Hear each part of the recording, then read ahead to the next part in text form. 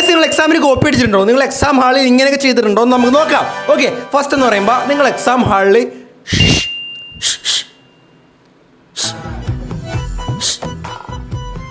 അങ്ങനെ ചെയ്തിട്ടുണ്ടോ?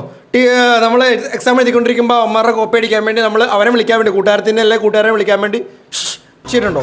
ഞാൻ ചെയ്തിട്ടുണ്ട്. ഞാൻ എസ് ഡബിൾ ടാപ്പിലേക്ക് ലോക്ക് ചെയ്ത് നിങ്ങൾ ചെയ്തിട്ടുള്ള കാര്യമാണെന്നുണ്ടെങ്കിൽ എസ് ഡബിൾ ടാപ്പിലേക്ക് ലോക്ക് ചെയ്യുക. ചെയ്തിട്ടില്ലാത്ത കാര്യമാണെന്നുണ്ടെങ്കിൽ നോ ഡബിൾ ടാപ്പിൽ ലൈക്ക് ചെയ്ത് ലോക്ക് ചെയ്യുക. രണ്ടാമത്തേട്ട് പോകാം. രണ്ടാമത്തെന്ന് പറയുമ്പോൾ നിങ്ങൾ കട്ട് പീസ് കൊണ്ടുപോയിട്ടുണ്ടോ? കട്ട് പീസ് എന്ന് പറയുമ്പോൾ ഇങ്ങനെ ചെറിയ സാധനങ്ങൾ ഇങ്ങനത്തെ സാധനങ്ങളൊക്കെ നിങ്ങൾ എക്സാം ഹാളിൽ കൊണ്ടുപോയിട്ടുണ്ടോ? കൊണ്ടുപോയിട്ടുണ്ടോ? ആർക്കെല്ലാവർക്കും പറയാൻ മടിയായിരിക്കും. ഞാൻ കൊണ്ടുപോയിട്ടില്ല. ഞാൻ നോ ഡബിൾ ടാപ്പിലേക്ക് ലോക്ക് ചെയ്ത് എനിക്ക് കോപ്പി എടുക്കുന്ന കാര്യം ഇഷ്ടമുള്ളത് കാര്യം, ശരിക്കും പറഞ്ഞാൽ കോപ്പി അടിക്കുന്ന കാര്യം എനിക്ക് ഇഷ്ടമുള്ള കാര്യമാണ്. ഞാൻ കൊണ്ടുപോയിട്ടില്ല. ഞാൻ നോ ഡബിൾ ടാപ്പിലേക്ക് ലോക്ക് ചെയ്ത്. മൂന്നാമതെന്ന് പറയുമ്പോൾ നമ്മുടെ ഫേവറേറ്റ് ടീച്ചർ വരാൻ വേണ്ടി നമ്മൾ പ്രാർത്ഥിച്ചിട്ടുണ്ടോ? ഇപ്പം നമ്മുടെ ഫേവറേറ്റ് ടീച്ചർ മഞ്ജു ടീച്ചറാ, സഞ്ജു ടീച്ചറാ, കുഞ്ചു ടീച്ചറൊക്കെ ആയിരിക്കും. അപ്പോൾ നമ്മുടെ ഫേവറേറ്റ് ടീച്ചർ വരാൻ വേണ്ടി നമ്മൾ പ്രാർത്ഥിച്ചിട്ടുണ്ടോ?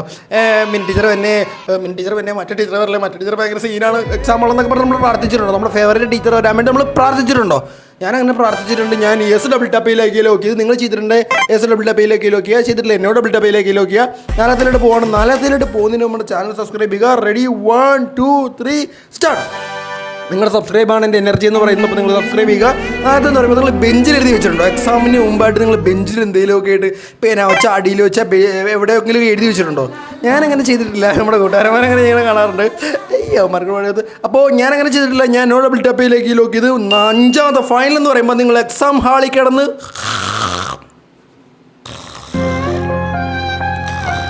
ഉറങ്ങിയിട്ടുണ്ടോ?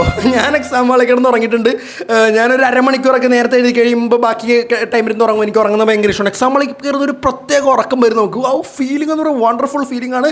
അപ്പോൾ ഇത്തരം കാര്യങ്ങൾ ചെയ്തിട്ടുണ്ട്. കമൻറ്റ് ബോക്സിൽ പറയുക. വീഡിയോ ഇഷ്ടപ്പെടുമെങ്കിൽ ലൈക്ക് ചെയ്യുക, സബ്സ്ക്രൈബ് ചെയ്യുക.